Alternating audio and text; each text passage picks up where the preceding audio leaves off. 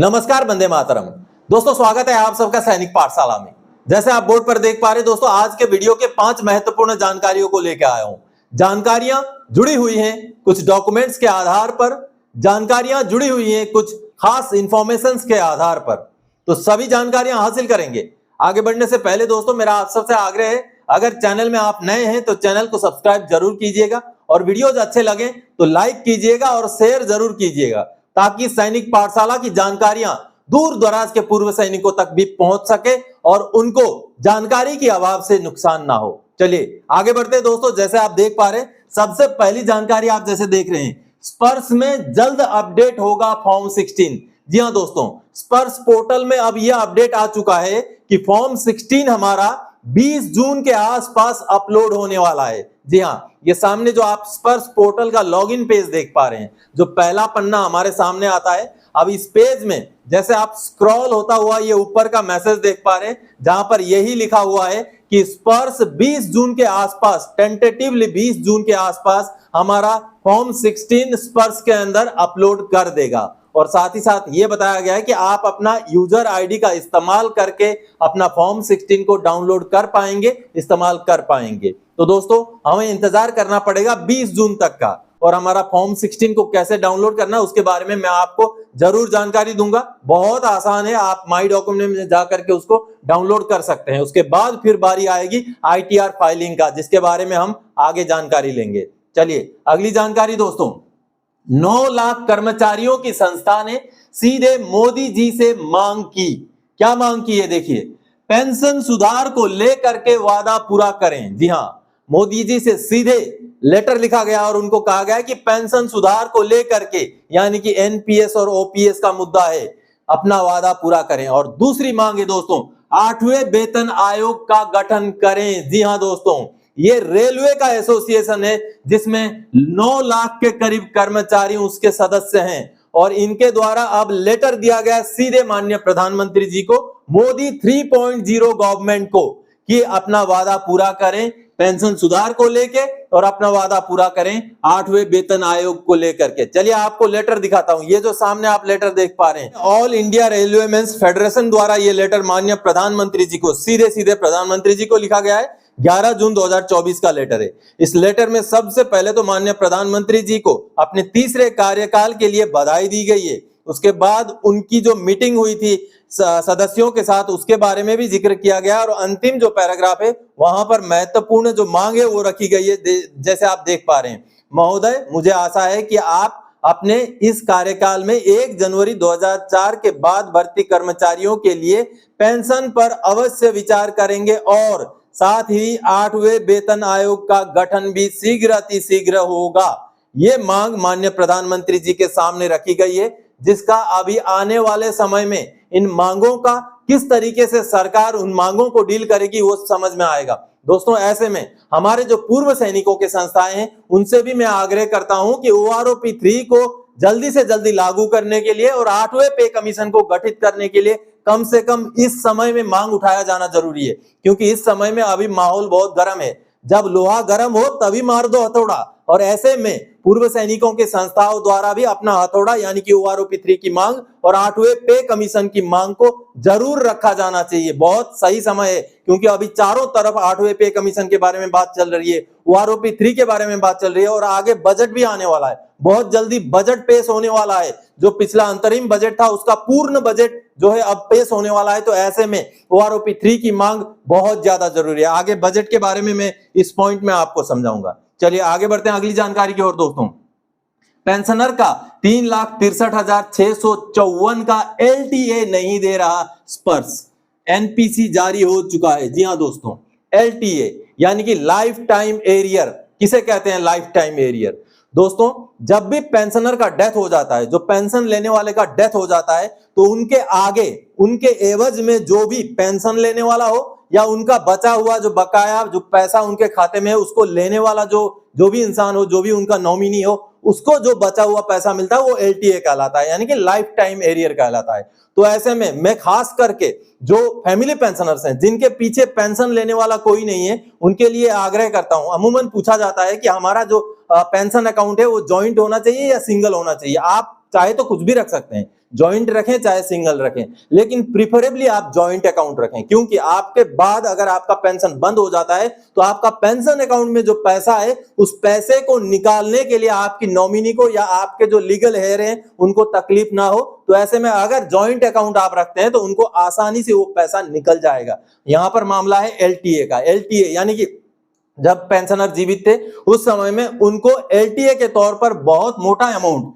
3,63,654 रुपए उनका पैसा था, जो पेंशनर का पैसा था। बाद में फैमिली पेंशनर को मिलना था लेकिन नहीं मिला। पेंशनर जागे, उन्होंने ग्रीवेंस डाला, बहुत सारे उनका जो है सर्कुलर्स के पैसे थे, उनका ओआरओपी के पैसे थे, बहुत सारे पैसे जो इकट्ठे होकर के 3,63,000 बन चुके थे। लेकिन अभी बैंक ने उनका एनपीसी भी जारी कर दिया, रिकॉर्ड की तरफ से भी लेटर भेजा गया, लेकिन बावजूद इसके स्पर्श द्वारा अभी तक भुगतान नहीं हुआ है। लेकिन ऐसे में पेंशनर को भी, जो एलटीए लेने वाले हैं, उनको भी समझना पड़ेगा कि जब मोटा अमाउंट होता है और पुराना पैसा होता है तो जो स्पर्श होता है उसको भी कई जगह से सैंक्शन लेने होते हैं, कई जगह से उसको नोटिंग सीट में डाल करके अप्रूवल लेना होता है, तब जाकर के वो पैसे रिलीज होते हैं। तो समय लगता है लेकिन फिर भी ज्यादा समय नहीं लगना चाहिए। अब ये जो सामने आप लेटर देख पा रहे हैं जो कि रिकॉर्ड ऑफिस ने स्पर्श को भेजा है, इस लेटर में स्पर्श ने उन पेंशनर के बारे में क्लियरली सब कुछ लिखा है कि किस तरीके से सीपीपीसी ने उनका नॉन पेमेंट सर्टिफिकेट 23 फरवरी 2024 को भेज दिया था, लेकिन बावजूद इसके उनका एलटीए अभी तक रिलीज नहीं हुआ है। और इस लेटर को बकायदा रिकॉर्ड ऑफिस ने आर्मी हेडक्वार्टर को भी कॉपी किया है। और इसमें आगे सीपीपीसी द्वारा भेजा गया लेटर भी आप देख पा रहे हैं, जिस लेटर में सीपीपीसी ने बोला है कि हम आपको non payment certificate, due drawn statement और जो डॉक्यूमेंट्स पेंशनर ने हमें सबमिट किए थे वो भेज रहे हैं ताकि आप स्पर्श द्वारा जल्दी से जल्दी उसका भुगतान कर सकें। और नीचे आप नॉन पेमेंट सर्टिफिकेट देख रहे हैं जो कि 23 फरवरी 2024 का है। अब इसके बावजूद इस नॉन पेमेंट सर्टिफिकेट के बाद जो ड्यू ड्रॉन स्टेटमेंट है, यानी कि उनका जो कितना बन रहा था, कितना उनको दिया गया, कितना बचा हुआ है, वो भी आप देख पा रहे हैं, जो कि जनवरी 2009 से जून 2014 तक 1,45,218, जुलाई 2014 से दिसंबर 2015 तक 38,493 रुपए, जनवरी 2016 से जून 2019 तक 1,14,397 रुपए और 1 जुलाई 2019 से 14 जुलाई 2019 तक का 1,676 रुपए। उसके बाद कम्यूटेड वैल्यू ऑफ पेंशन उसका भी बकाया बचा हुआ था 67,534 रुपए, ग्रेचुइटी का बकाया बचा हुआ था 28,318 रुपए और उनको कुछ पैसा पहले दे दिया गया था जो रिकवर किया गया 31,982 रुपए। टोटल मिलाकर के 3,63,654 रुपए का उनका एरियर जो ड्यू ड्रॉन स्टेटमेंट सीपीपीसी ने भेजा। आगे उनका डिटेल में जो कैलकुलेशन शीट है वो भी यहां पर आप देख पा रहे हैं दोस्तों। तो इस तरीके से रिकॉर्ड ऑफिस ने भी अब ये सारे डॉक्यूमेंट्स पीसीडीएस स्पर्श को भेज दिया है। तो हम पेंशनर से भी थोड़ा सा रिक्वेस्ट है मेरा कि आप भी ऐसे चीजों में थोड़ा सा इंतजार करना पड़ता है, कभी कभी 3, 4, 6 महीने भी लग सकते हैं क्योंकि अप्रूवल लेना होता है। लेकिन आपको अगर 2-3 महीने से ज्यादा समय लगे तो आप इन्हीं डॉक्यूमेंट्स को लगाकर दोबारा से सीपी ग्राम्स में ग्रीवेंस जरूर डालें दोस्तों। चलिए अगली जानकारी, रिकॉर्ड ऑफिस बैंक के बजाय पेंशनर से मांग रहा है एनपीसी। जागो रिकॉर्ड जागो। अब दोस्तों कई सारे ऐसे मुद्दे होते हैं, चाहे enhanced rate of family pension का मुद्दा हो, चाहे पुराना बकाये का मुद्दा हो, ऐसे में रिकॉर्ड ऑफिस को जो एनपीसी की मांग करनी चाहिए वो सीधे सीपीपीसी से या बैंक से करनी चाहिए। अगर रिकॉर्ड ऑफिस पेंशनर को लेटर भेजेगा और बोलेगा कि आप नॉन पेमेंट सर्टिफिकेट हमें भेज दें, तो वो बैंक में जब उस लेटर को लेके पेंशनर जाते हैं तो वो बैंक वाले अटेंड नहीं करते हैं। बैंक वाले बोलते हैं कि हम आपके कहने पर नॉन पेमेंट सर्टिफिकेट नहीं भेजेंगे, हमें या तो पीसीडीए लेटर भेजे या तो हमें रिकॉर्ड ऑफिस लेटर भेजे, तभी जाकर के हम उनको जो है नॉन पेमेंट सर्टिफिकेट स्पर्श को भेजेंगे। तो इस तरीके से ये जो सामने आप लेटर देख पा रहे हैं